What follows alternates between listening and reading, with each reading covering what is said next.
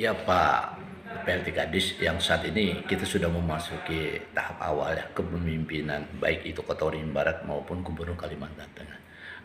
Mungkin Bapak selaku Dinas Pendidikan dan Kebudayaan Kota Waringin Barat, bagaimana langkah-langkah ke depan dalam desain untuk perencanaannya nanti? Pertama kami ucapkan terima kasih dalam kesempatan ini kami atas nama manajemen Dinas Pendidikan dan Kebudayaan Kabupaten Kota Waringin Barat tentunya dengan perjalanan transisi kepemimpinan di daerah maupun di provinsi ini tentunya kami Dinas Pendidikan tegak lurus ke atas, artinya apapun arahan dari pusat, provinsi maupun daerah itulah yang akan kami lakukan, karena pada dasarnya pendidikan ini insya Allah tidak akan berubah secara drastis, karena intinya dari dulu sampai sekarang itu hanya ada perubahan-perubahan yang mungkin dianggap saat ini sudah kurang profesional ataupun kurang menjadikan dinas pendidikan itu lebih baik, sehingga perubahan-perubahan itu kami saat ini menunggu kebijakan dari pusat maupun provinsi. Kami berharap kami sejalan dengan itu pasti, karena bagaimanapun juga pendidikan adalah hak dasar manusia, hak dasar penduduk khususnya di Kota Waringin Barat.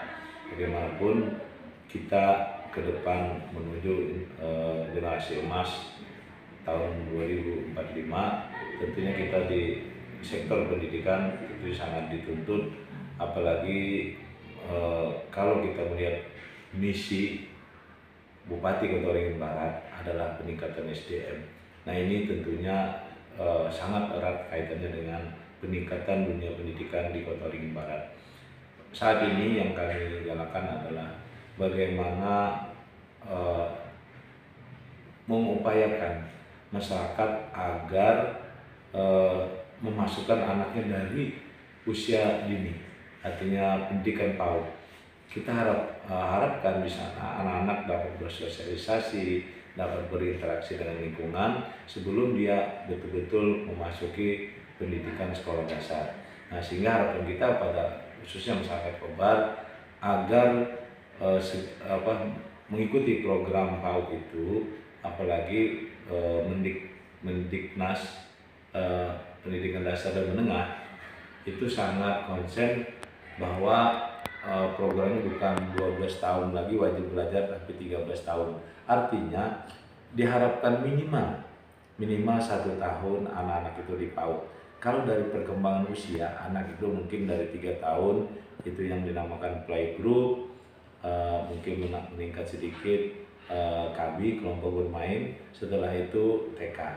Nah, harapan kita orang tua minimal 1 tahun di pendidikan PAUD itu.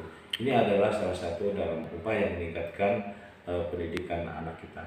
Yang saat ini yang lebih tren itu para pemirsa, bahwa kita sangat concern dalam pendidikan anak berkebutuhan khusus, baik itu yang sifatnya cacat fisik maupun juga cacat mental. Akhir-akhir ini kita dapat data dari yang memang dapat dipertanggungjawabkan bahwa anak kita ini sudah mulai cacat mental.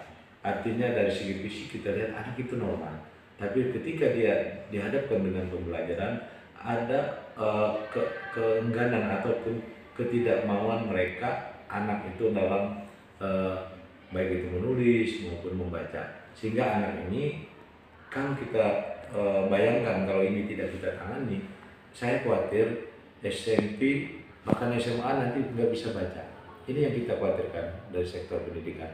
Artinya kami berharap orang tua mau dan menyisihkan waktu dan tenaganya untuk bagaimana mengupayakan anak dari dasar yaitu PAUD untuk bisa bersekolah, sehingga anak itu sudah terbiasa dari kecil. Nah, ketika langsung masuk SD, ini yang kita khawatirkan, apalagi pengaruh-pengaruh IT ya, Yang besar ya. gadget, HP. Sekarang ini kita khawatir, terutama fisik anak juga, penginderaan mata. Nah, banyak anak-anak kita sekarang, jujur kalau memang orang tua memeriksakan mata anaknya sebelum masuk SD, saya yakin banyak anak yang memakai kacamata. Tapi karena mungkin apakah orang tuanya belum apa istilahnya memeriksakan atau belum atau anaknya gengsi karena masih SD tidak pakai mata. Tapi kalau kita lihat anak-anak, dan saya sering ke sekolah, itu sudah ada beberapa anak yang sudah memakai kacamata begitu tebal. Oh, Minnya jadi tebal, sangat tebal. jadi pada intinya paling tidak untuk menanamkan secara ini orang tua diharapkan agar bisa memberikan edukasi ya, Ya. terutama dalam penggunaan HP ya. Ya. Artinya ada jangka, jarak ataupun bagaimana gitu ya, sehingga tidak berdampak gitu ya. Ya. Nah, harapan kita mungkin melalui media ini, kita berharap orang tua akan memperhatikan perkembangan anaknya dari usia Dini. mungkin 3 tahun. Itu sudah, jangan sampai anak itu dibiasakan memakai HP. Karena apa?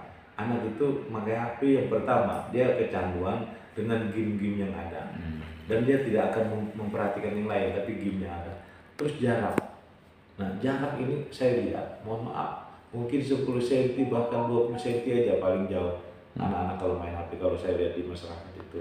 Nah, ini akan mempengaruhi nanti radiasinya itu akan mempengaruhi penginderaan mata anak. Daya lihatnya, Ya. daya bacanya juga akan berkurang Ya. nanti. Dan saya lihat dan saya amati anak-anak itu sekarang rebutan duduk di muka.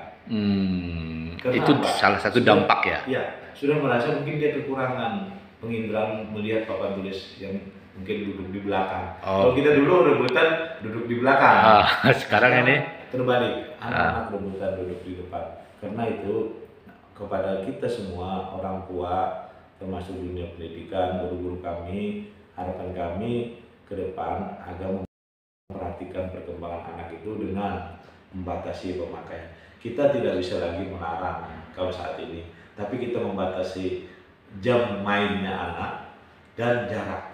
Itu yang harus dikontrol. oke Bang, siap Bang. Makasih.